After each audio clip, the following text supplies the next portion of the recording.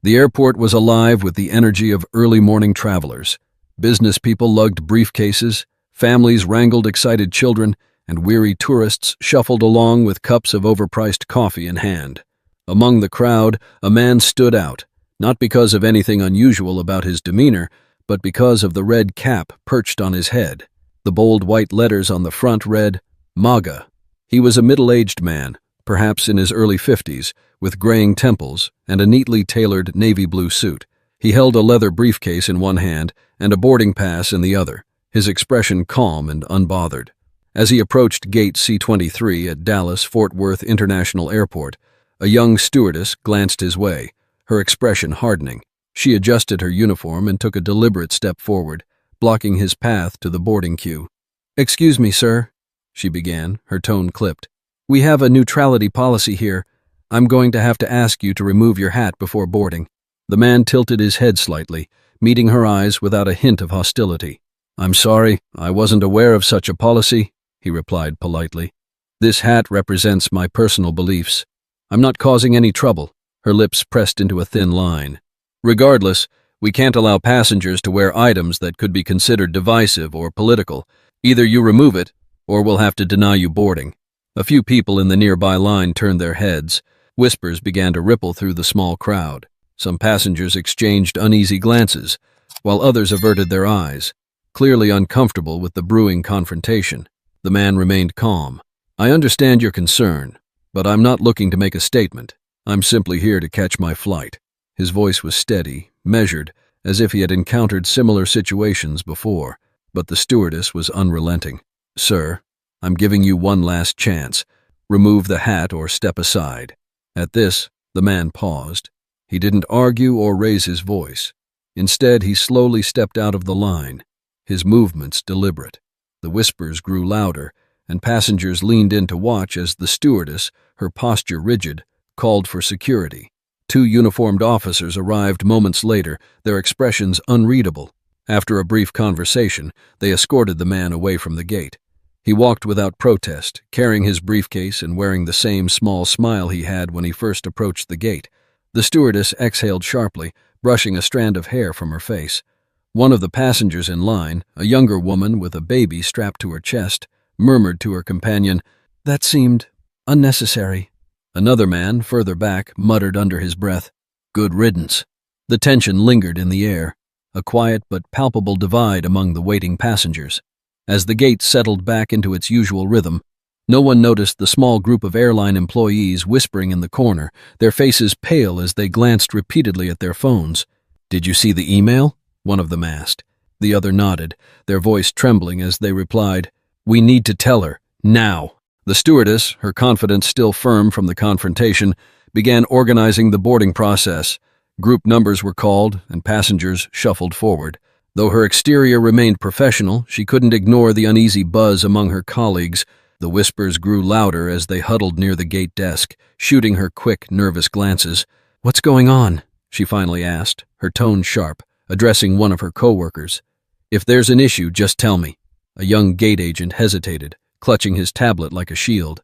I think you need to see this," he stammered, his face pale. He tilted the screen toward her. On it was an email marked urgent, sent directly from the airline's headquarters.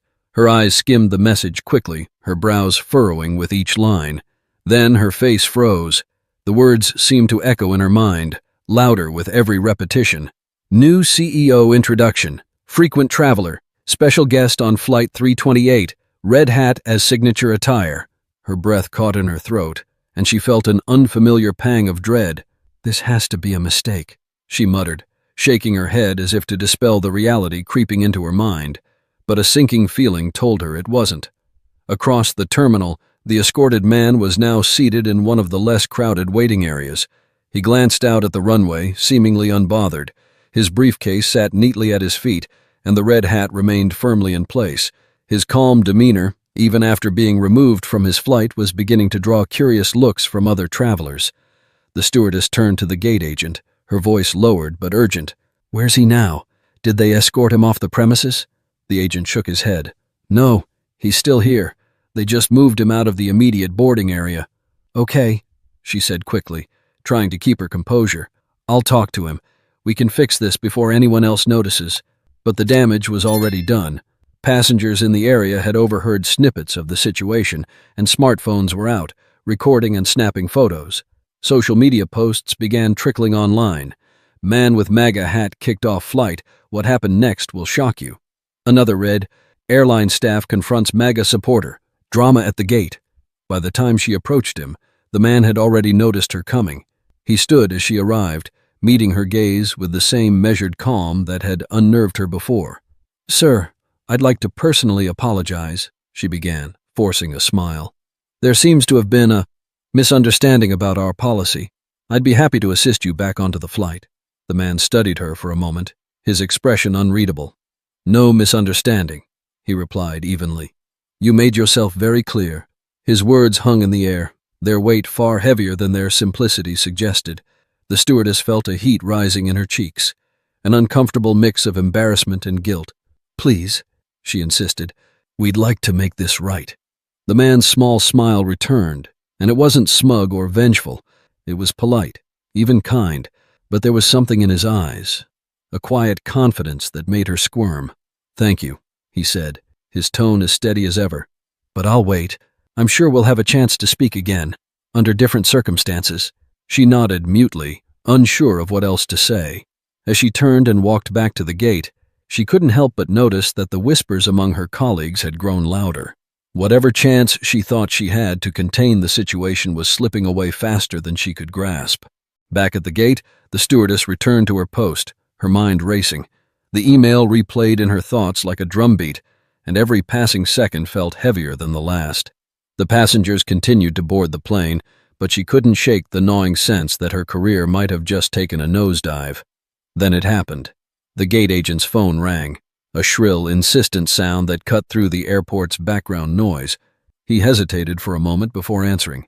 His face, already pale, turned ghostly as the voice on the other end spoke rapidly. "Yes, ma'am," he stammered, glancing toward the stewardess. "She's right here. I'll put her on."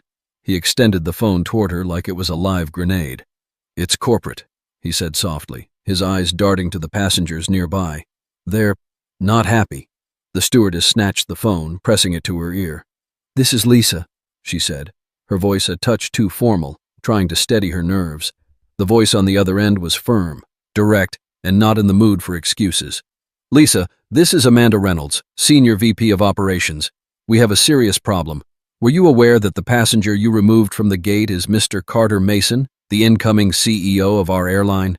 Lisa's stomach dropped. The weight of the moment hit her all at once, and her grip on the phone tightened. I wasn't informed of his identity," she stammered. "I was just enforcing the policy. That policy doesn't apply here." Amanda cut her off. "Not only is Mr. Mason our new CEO, but he's also one of our most valued frequent flyers. And now, thanks to your actions, this incident is already making waves on social media. Damage control is underway, but this is going to reflect poorly on everyone involved, especially you." Lisa's cheeks burned. She tried to form a response, but the words caught in her throat. Amanda continued, her tone icy. "I expect you to personally apologize to Mr. Mason and do everything in your power to ensure he feels respected and accommodated. Do you understand?" "Yes, ma'am," Lisa managed to whisper. The call ended abruptly, leaving her standing there with the phone still pressed to her ear. When she finally lowered it, she realized the gate agent and a few nearby co-workers were staring at her, their expressions a mix of pity and discomfort. Without another word, she straightened her uniform and marched toward the waiting area where Mr. Mason sat. The buzz of nearby conversation seemed to quiet as she approached, the weight of countless eyes on her every move. He looked up as she arrived, his expression still calm, though there was a flicker of curiosity in his gaze. "Mr. Mason," she began, her voice trembling slightly, "I'd like to extend my sincerest apologies for what happened earlier. I was unaware of your position within the company, and I deeply regret my actions." He regarded her for a long moment, then gestured to the seat across from him. "Have a seat," he said, his tone polite but firm. Lisa hesitated but complied, perching nervously on the edge of the chair. "It wasn't personal," she added quickly. "I was following what I thought was company policy." "And do you enforce this policy equally?" he asked, his voice measured.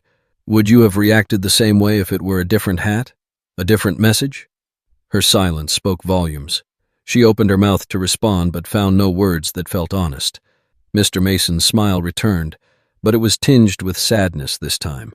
Bias can be subtle, he said quietly, but it's always there, shaping how we treat people. It's something we all need to recognize and correct. Lisa swallowed hard, unsure how to respond. Before she could gather her thoughts, Mr. Mason stood and extended a hand to her.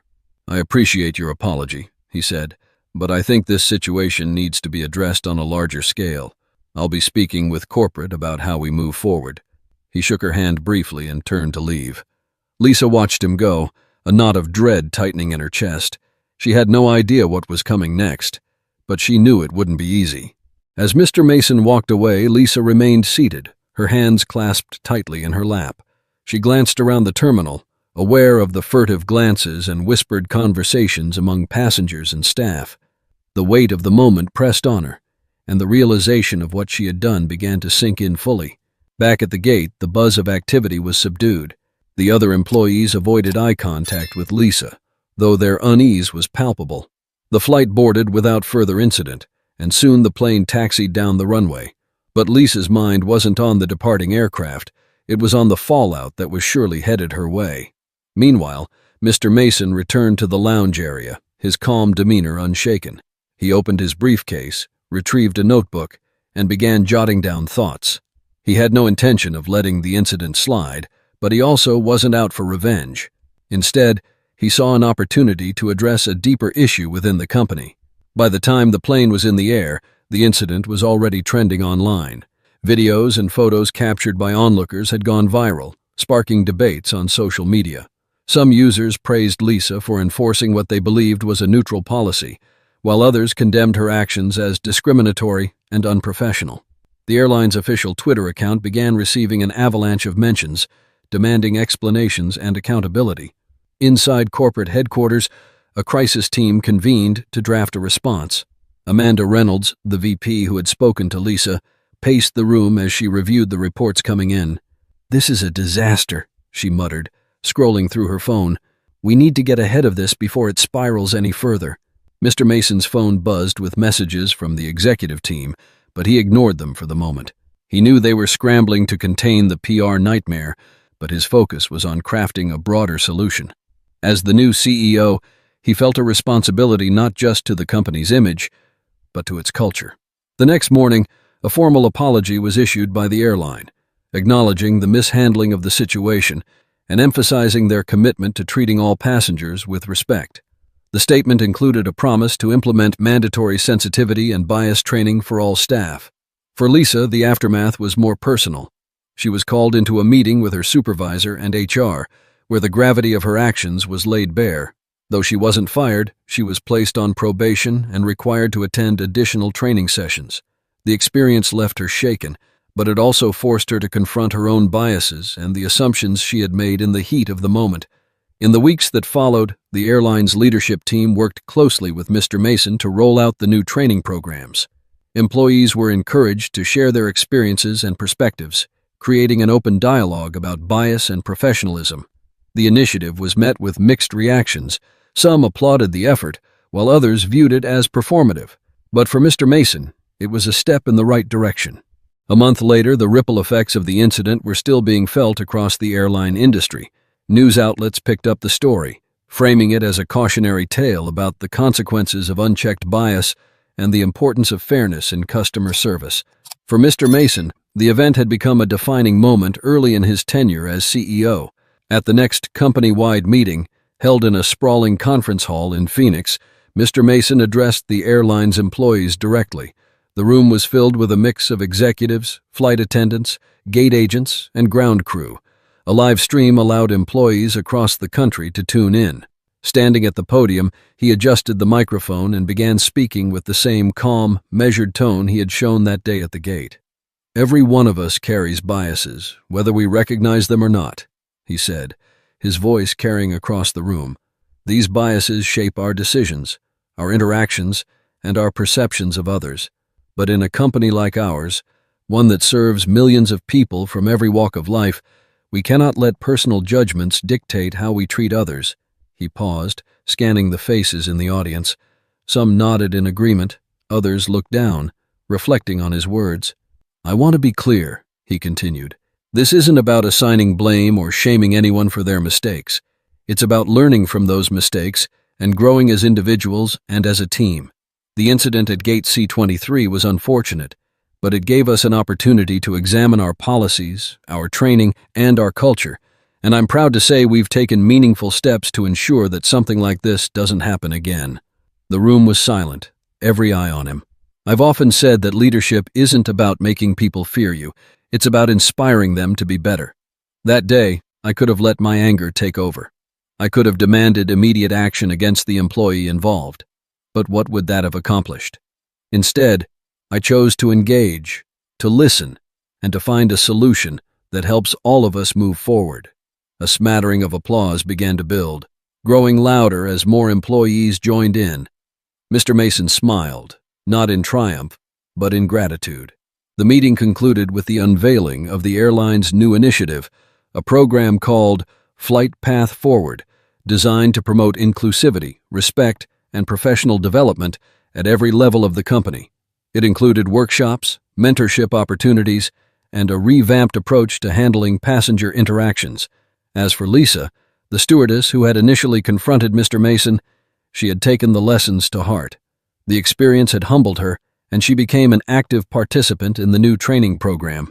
Over time, she grew to become an advocate for fairness and respect within her team, using her story as an example of how personal growth can stem from even the most uncomfortable situations.